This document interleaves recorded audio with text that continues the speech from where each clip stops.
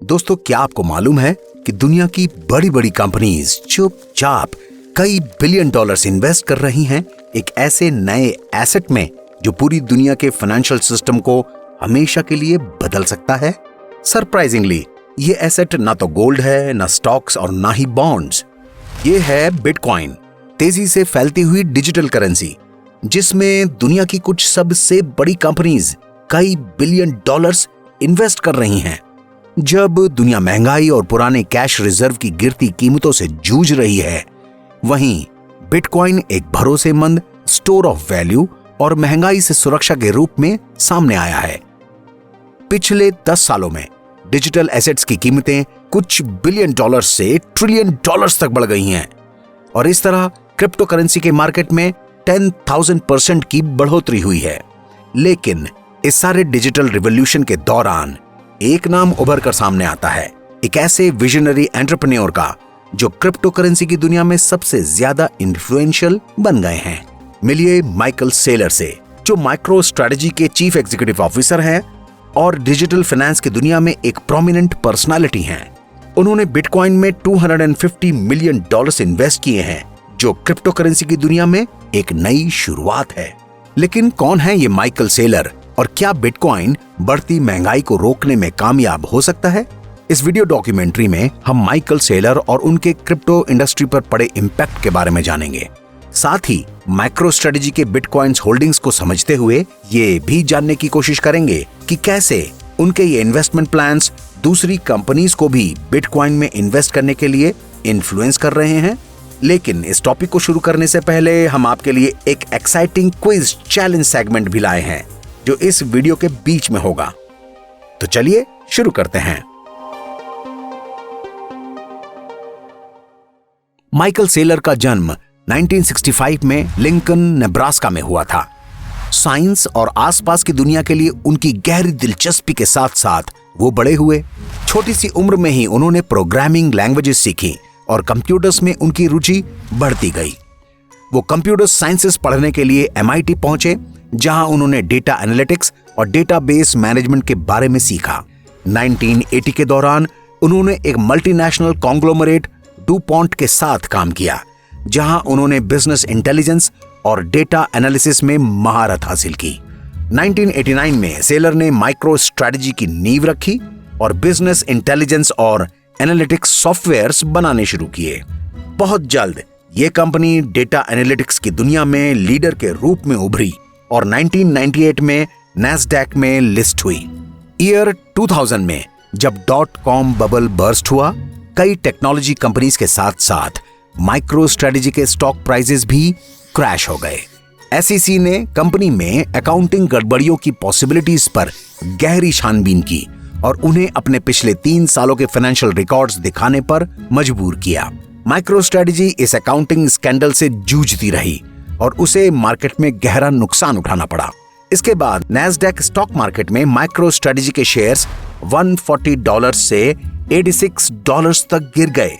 इस 61% की गिरावट ने इन्वेस्टर्स के भरोसे को हिला दिया और कंपनी के फ्यूचर पर सवाल उठने लगे। सोर्सेस से पता चला कि सेलर का कहना था कि किसी भी तरह का फ्रॉड नहीं हुआ था और इन्वेस्टर्स को गुमराह करने की कोशिश बिल्कुल नहीं की गई थी। सेलर की हिम्मत और इनोवेशन के उनके जोश ने उन्हें डेटा स्टोर करने और मैनेज करने के नए रास्तों की खोज में मदद की। आइए दोस्तों, यहाँ पर आपके लिए एक क्विज क्वेश्चन है। .com बबल कौन से साल में बर्स्ट हुआ जिससे माइक्रो स्ट्रेटजी के स्टॉक प्राइसेस को गहरा झटका लगा था? A 1998, B 2000, C 2003। अपने जवाब नीचे कमेंट सेक्शन में दीजिए और आपके सही जवाबों पर रिवॉर्ड्स बाद में दिए जाएंगे। माइकल सेलर ने समझ लिया कि महंगाई बढ़ने से कंपनी का कैश रिजर्व अपनी कीमतें खो रहा था। उन्होंने अपने ट्वीट में साफ साफ कहा कि इन्फ्लेशन एक तरह का कैंसर है जो किसी जमाने से दुनिया को मार रहा है और बिटकॉइन उसका इलाज है। बाद में अगस्त 2020 में माइक्रो स्ट्रेटजी ने बिटकॉइन में अपना पहला इन्वेस्टमेंट किया और $250 मिलियन के 21,454 बिटकॉइंस खरीदे। ये इन्वेस्टमेंट काफी बड़ा था और इतिहास में पहली बार किसी पब्लिकली ट्रेडेड कंपनी ने बिटकॉइन में इतना सारा इन्वेस्टमेंट किया था।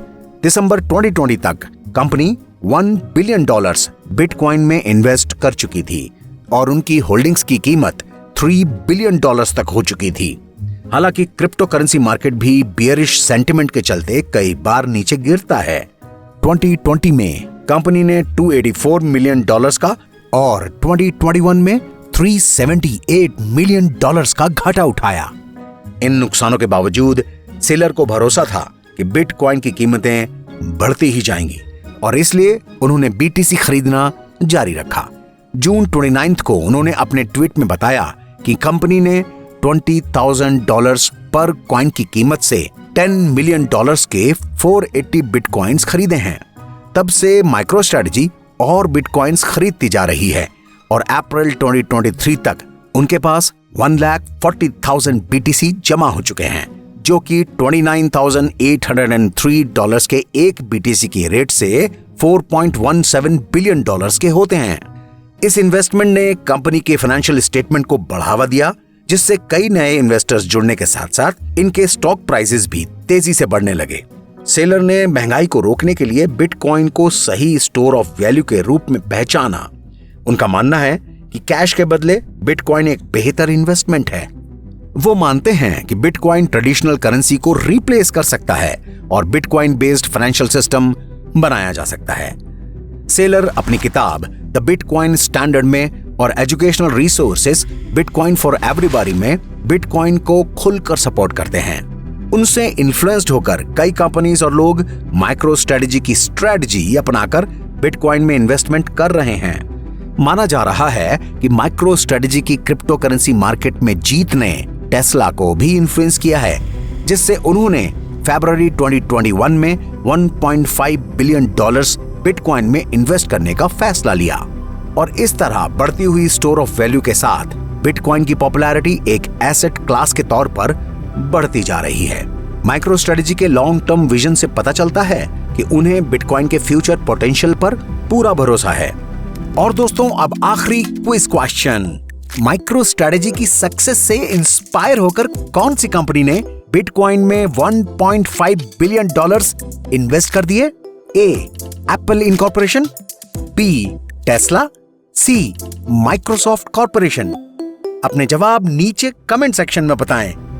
हालांकि कुछ इन्वेस्टर्स और एनालिस्ट्स मानते हैं कि उनकी इस तरह की बिटकॉइन खरीदने की ये डेट फाइनेंसिंग स्कीम बेहद रिस्की है।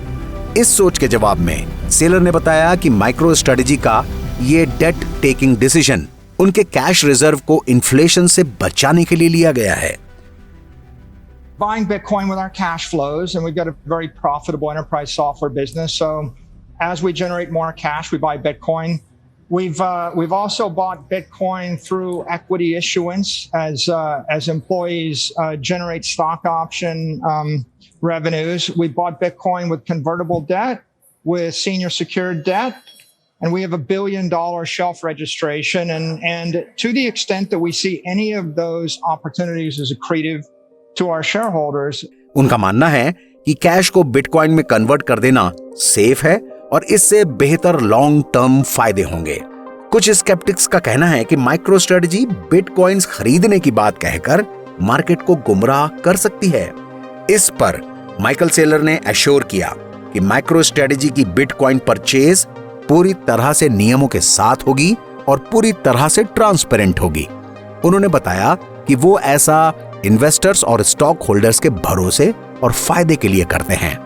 कई अलग अलग सोच के बावजूद कई कंपनीज और इन्वेस्टर्स अब माइक्रो स्ट्रेटजी से इंस्पायर्ड होकर बिटकॉइन में इन्वेस्टमेंट करना चाहते हैं। कहना ना होगा कि माइकल सेलर और माइक्रो स्ट्रेटजी ने बिटकॉइन में इन्वेस्ट करके फाइनेंस की दुनिया में एक नई शुरुआत की है और अब कई कंपनीज उनको फॉलो कर सकती हैं।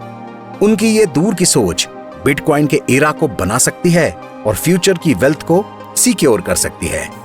आप बिटकॉइन पर भरोसा करें या ना करें, इसमें कोई शक नहीं कि माइकल सेलर और माइक्रो स्ट्रेटजी ने फाइनेंस की दुनिया में एक नई पहल तो कर दी है। आज के वीडियो में इतना ही। अपने जवाब नीचे कमेंट सेक्शन में जरूर दें, जिससे आप ये रिवॉर्ड पा सकें और लाइक बटन हिट करना ना भूलें। कॉइनपीडिया के इस YouTube चैनल को सब्सक्राइब करना भी ना भूलें।